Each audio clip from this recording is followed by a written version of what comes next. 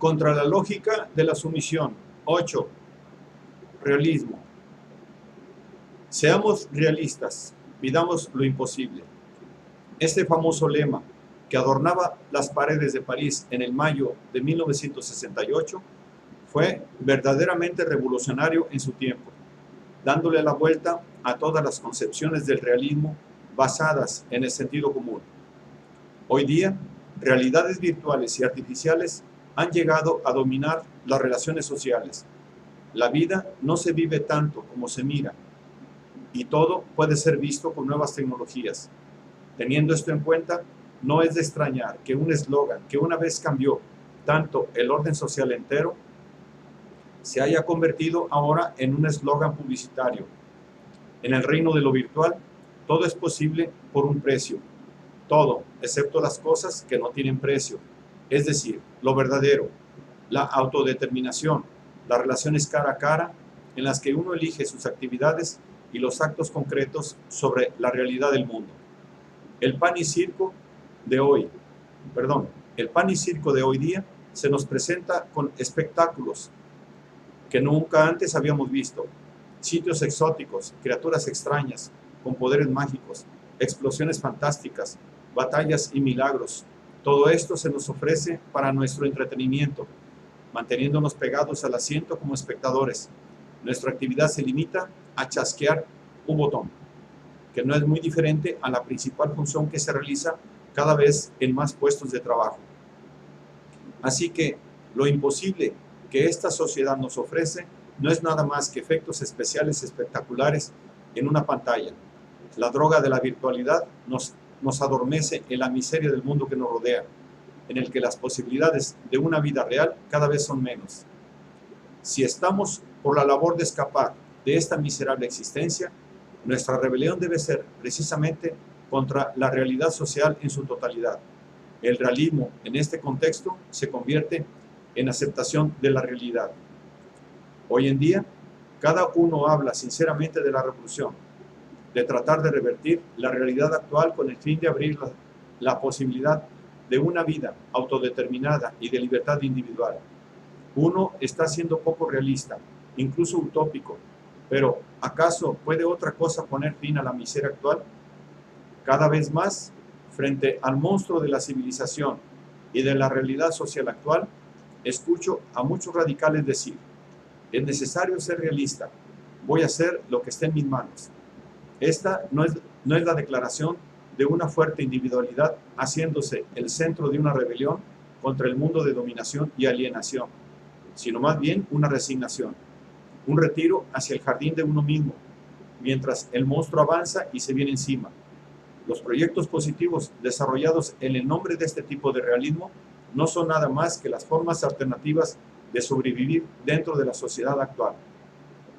No solo no consiguen amenazar al mundo del capital y el Estado, además alivian la presión sobre aquellos en el poder, proporcionando servicios sociales voluntarios bajo el pretexto de la creación de contrainstituciones. Utilizar la realidad actual como el lugar en el que ver el mundo hace que aquellos que no pueden dejar de ver la destrucción revolucionaria de esta realidad en la que vivimos como algo imposible y por lo tanto un objetivo peligroso, se resignen a mantener una alternativa dentro de la realidad actual. Existe también una forma activista de entender el realismo.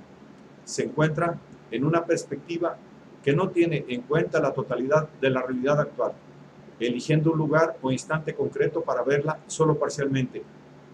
De esta manera, la realidad de alienación, dominación y explotación se divide en categorías de opresión que vemos como algo separado, como el racismo, el sexismo, la destrucción medioambiental, etc. Aunque tal categorización puede ser útil para entender los detalles de cómo funciona el orden social actual, por lo general, en lugar de hacer entender a la gente la totalidad, tiende a permitir que avance el proyecto izquierdista de desarrollar especializaciones en formas específicas de opresión, desarrollando métodos ideológicos para explicar estas opresiones.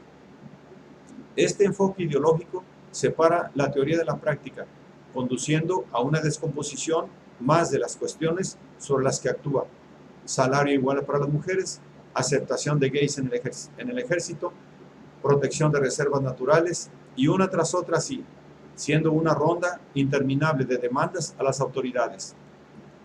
Una vez que las cosas se descomponen a este nivel, donde cualquier análisis de esta sociedad como un todo desaparece, uno está viendo una vez más las cosas desde dentro de la realidad actual. Para el activista realista, también conocido como izquierdista, la eficacia es lo que prima. Cualquier cosa que funcione es buena. De este modo, se pone énfasis en los pleitos, la legislación, las demandas a las autoridades, la negociación con los que nos gobiernan, solo porque así se obtienen resultados.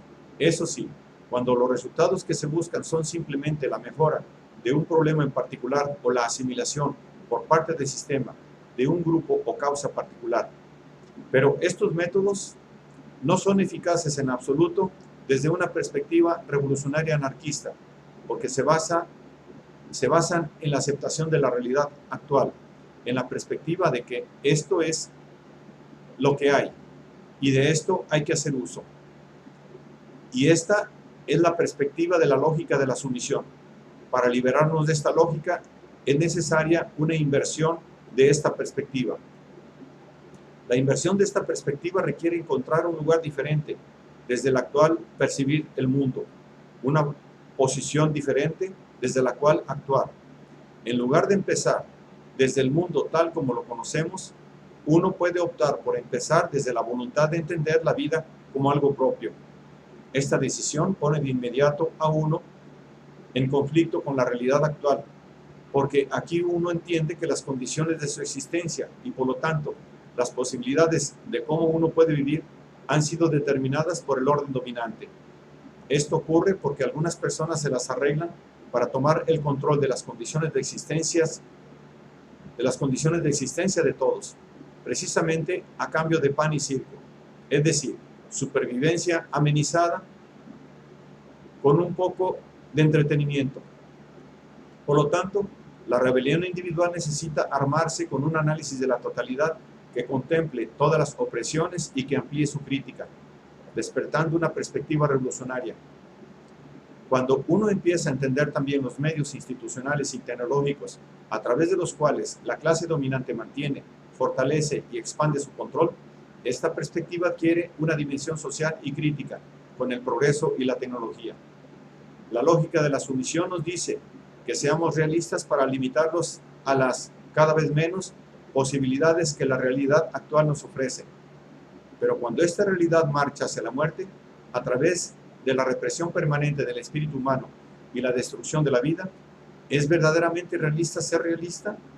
Si uno ama la vida, si uno quiere expandirse y florecer, es absolutamente necesario, para liberar el deseo de los mecanismos que lo constriñen, dejar fluir nuestras mentes y corazones con una pasión que despierte los sueños más salvajes.